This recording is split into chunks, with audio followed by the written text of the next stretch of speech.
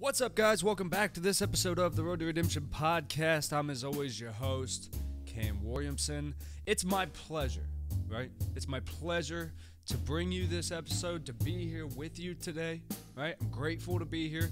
I want to start off, first thing that I saw in the news this morning, Mark Hoppus, the lead singer and bassist of one of my favorite bands of all time, Blink-182, announced that he's been battling cancer for the last few months and announced that he probably will be for the next few months. He's hopeful that he will end this thing cancer-free and live healthy. I just want to send, I want to send my love, my support, and all the good energy in the world to Mark Hoppus. What a beautiful soul who has reached generation after generation, and he deserves all of our love right now. He tweeted out something back in April saying, "Check on your friends, check on me, and it was like, man, that speaks to me so much, because whether it's a physical illness, a mental illness, any problems in our life, how hard is it to ask for help, or to just ask somebody to sit and talk with you about your problem, whatever it is? And I don't know, obviously, but with something like cancer, that's like the biggest thing.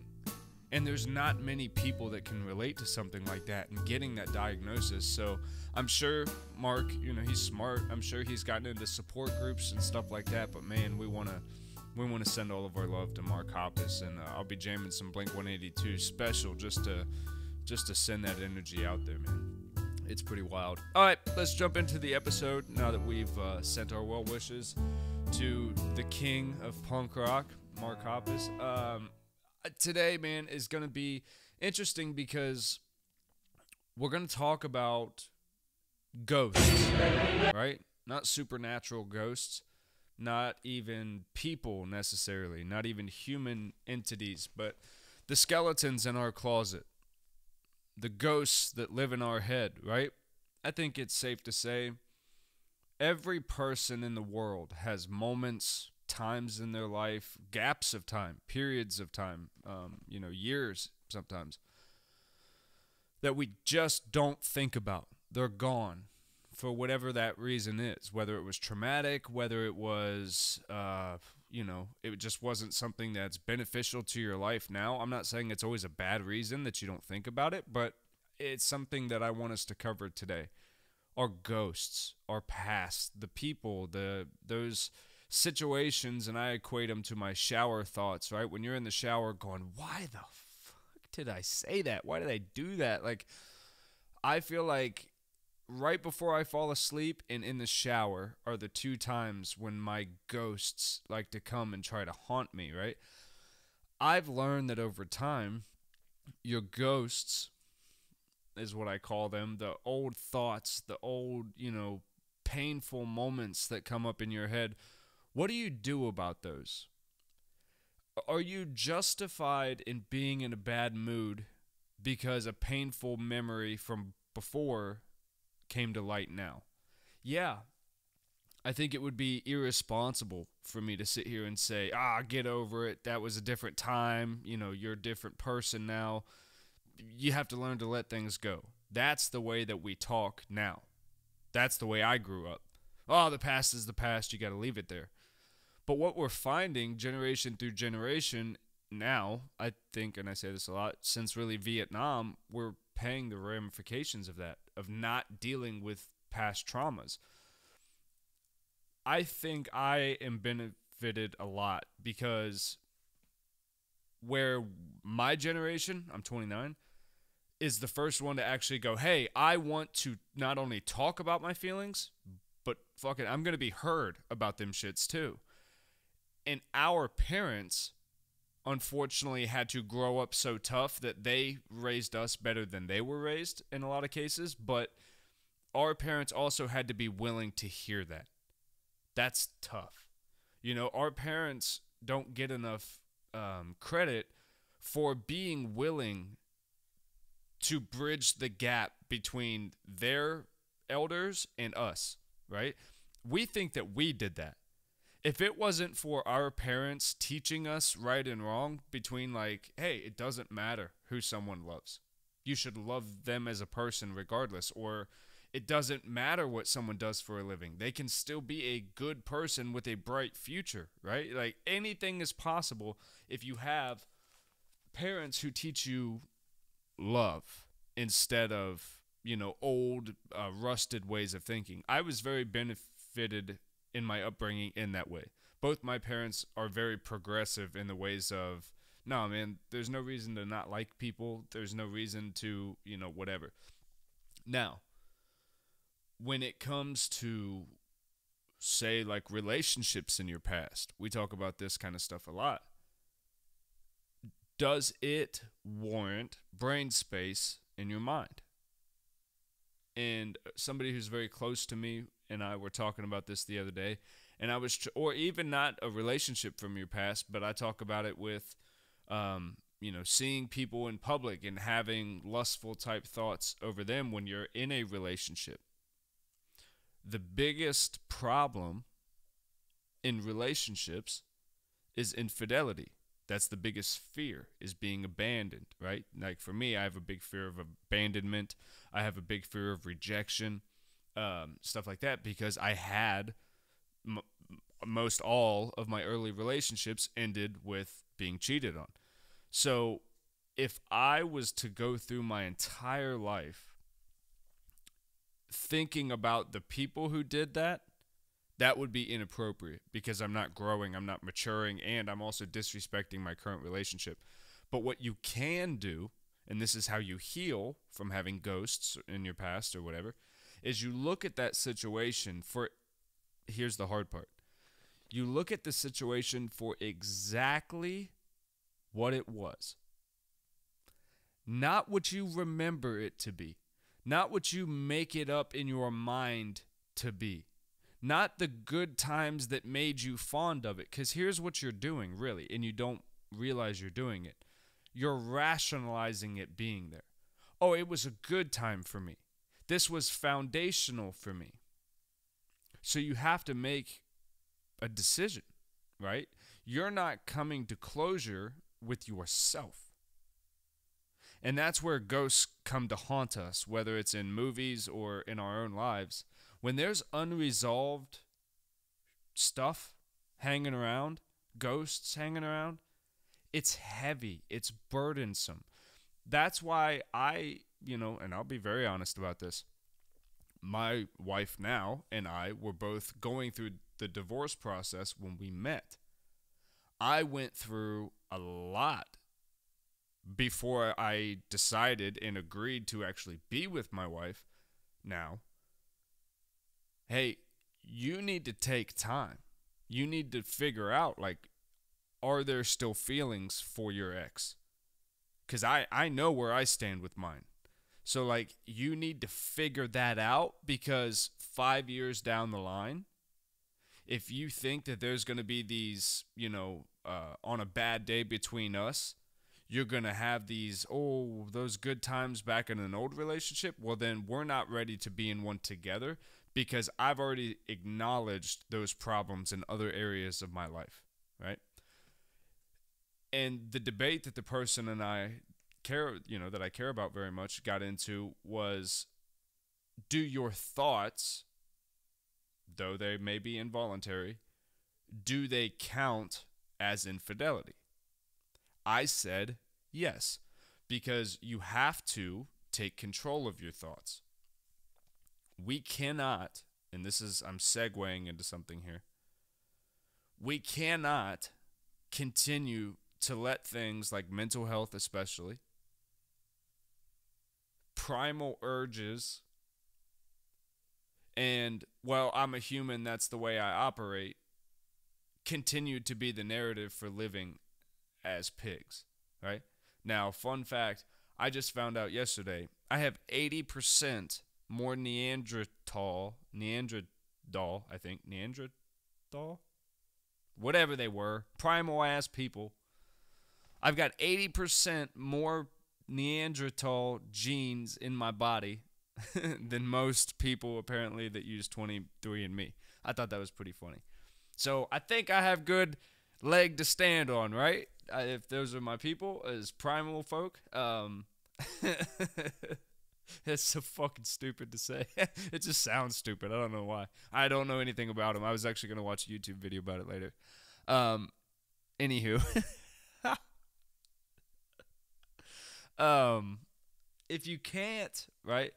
If you are gonna walk around going, "What was my primal urge? I saw it." What are we talking about, right? I learned at a very young age, when I was in relationships at a young age, a wandering eye will lead to wandering hands, right? Look at Moana. Moana looks at the ocean all her life, and what does she want to do? She just wants to go there, where she can't go, where she's not supposed to go, and where, it would, everyone would be upset with her if she went, but something is calling out to her out there. It's this primal urge. That's what we're talking about. Or are we talking about, from a young age, you were trained that the opposite sex is a tool? It's something to be used for sex. Now, yes, we have a primal urge to reproduce. That's absolutely a thing. But this is where I get into the whole monogamy is bullshit argument with people, because it's not. I've seen tons of people that try to do the open relationship thing, right? And within a week, somebody's got their heart broken, because it's cool when you get to do what you want to do, but when you see the other person do what they want to do, it hurts. Why? And this is what me and the person I care about we're talking about. I truly do believe there are different types of people. If, say, I'm a Neanderthal clan from over here, and then there's a Neanderthal clan from over here, and this one understands that if I go out and I start fucking around with these people and then come back over here, well, I could spread disease. I could spread all kinds of shit over here. So we don't do that. This one over here, a little less educated, a little less, up to the times, is just doing whatever. Or maybe even they see it as more a village raises a child, therefore it's all about just growing community. I don't know how we got on infidelity so much. But, because I'm talking about primal urges. We have to stop making things like mental health, primal urges, and just being a human being an excuse for poor behavior in modern day life. We're not throwing stones at each other. We're not clubbing people in the fucking head and dragging them into a cave to mate with them. That's not what we do. And it's been proven time and time again that when you find a connection with somebody special, and this is important because I think it affects a lot of people's relationships, when you find somebody special, all the other times in your life, all the other mistakes and shortcomings and wrongdoings, and I don't want to say that every heartbreak from your past is healed, but you realize that was, and this is going to sound super cliche, but you realize what a lesson that was. And then, like I said before, you have to look at it for exactly what it really is. Who was I then? How old was I then? What did I know back then? What did I think? What was my reality, and what reality was I chasing? And were those two even close to each other? A lot of the times you'll find no. I was a stupid kid trying to go through life with good intentions, with no, this is me. I'm talking about me here. You apply it to however you do in your situations. But I had to look at it and go, I was a dumb kid who was not raised to manage my emotions. I was not raised to manage my impulses. I was raised with a lot of involuntary freedoms because my mom worked a lot. And because of that, I, for whatever reason, came up with a lot of need for attention, love, and that caused me to be a very impulsive, addicted, passionate, emotional person. And in that, I think when you try to cover your pain by loving everyone else, you end up just pushing off all of your own pain, and you really end up just inflicting pain on other people. So, this chair is the loudest chair in podcasting. When you look at your life, and you look at the people that hurt you, or the moments in your life that you see as so foundational of pain and your cause to justify why you may be allowed to have a bad day or a bad moment or ruin your day over a ghost coming up from your past. Remember that you also were a person who did things and acted ways. And you didn't always do it with the intention to hurt people. So, to lessen the burden on you and to open yourself up to forgiveness for somebody who never asked for it or even wants it, or is even maybe remorseful for what they've done. They probably don't even think about it, honestly, anymore. You have to be able to go, whether you are sorry or not, I forgive you for not learning how to love people. I forgive you for never being taught how to love yourself, how to receive love. And I forgive you for whatever it is that caused you, I guess, whoever you would be speaking to, the situation, the person, whatever, to hurt me in that moment. Because I think it's important to talk about you have to take responsibility for when you're hurt, right?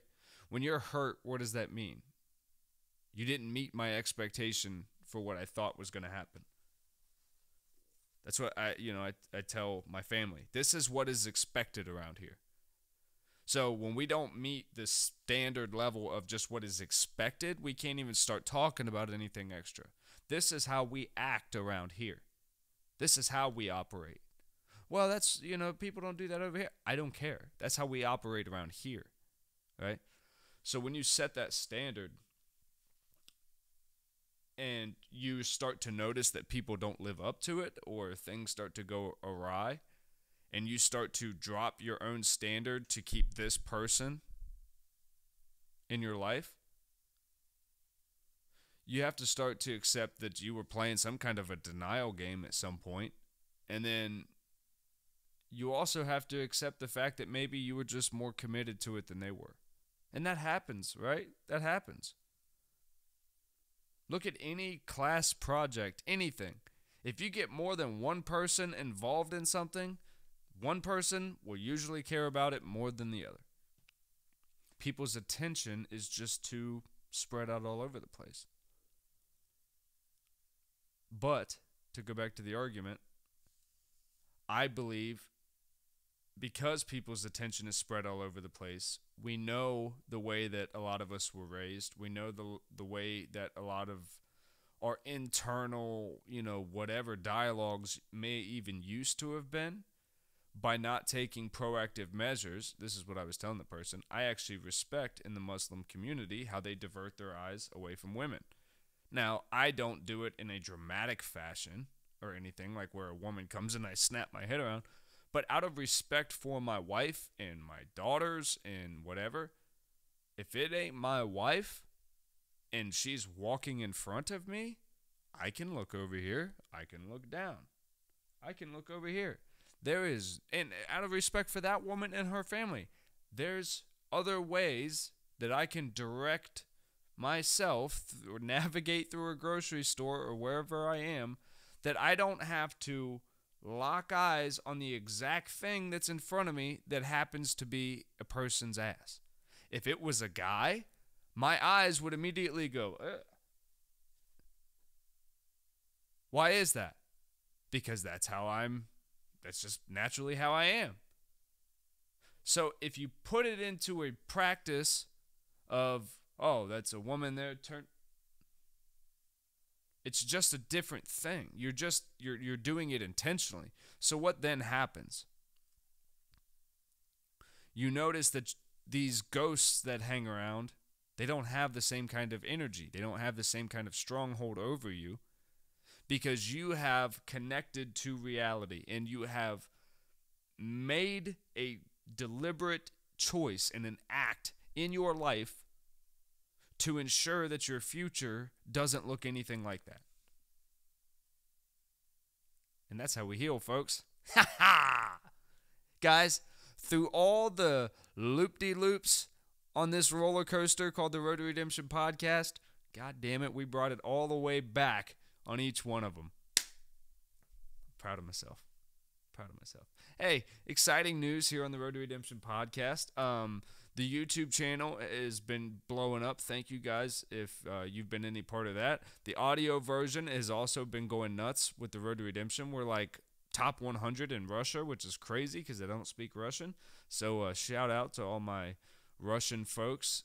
I hope to never wrestle any of you any day because, yeah, I don't want to catch the Dagestani handcuffs.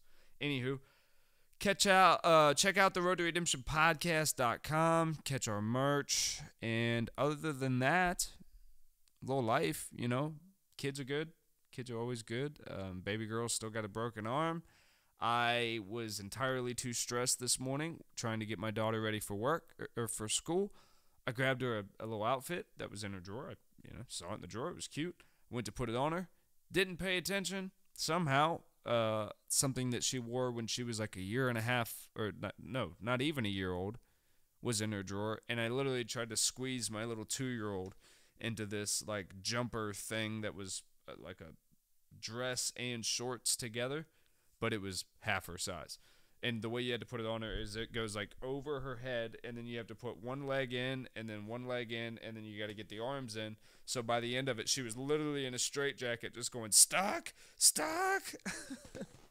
I felt so bad. I was like, well, this one will be locked in her trauma bank for a while. Dad tried to lock her up in a straitjacket before she went to school.